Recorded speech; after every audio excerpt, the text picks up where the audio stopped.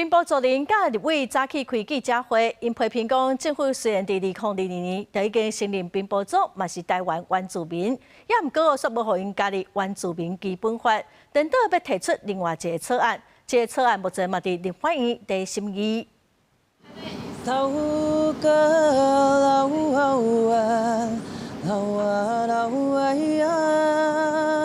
好听的歌声，这是北部组道斯卡族的团结歌。30岁王尚义讲，歌曲想要表达的是，希望族人会当斗阵转来部落唱歌，团结保留文化，唔通互宝贵的语言消失去。我们没有就是实质的法律可以保障发展，其实对我们的文化的延续、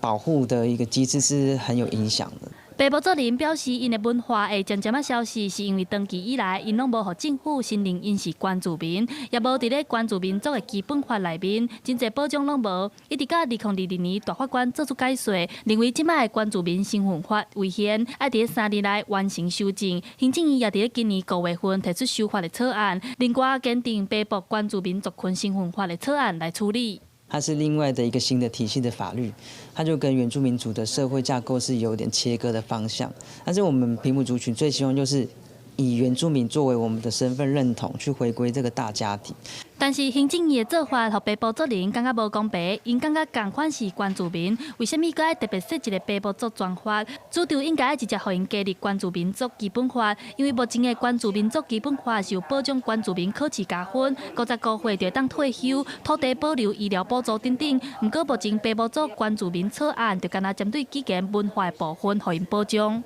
国家增加更多的资源的改变跟调整，去修复历史中的不正义，本来就是应该做的事情。对此，关明辉是表示，北部组专法草案已经送入立法院审查，后续会继续沟通协调，规划出符合北部组需要的条文，照顾每一个族群的权益。记者陈选谢桂林台北报道。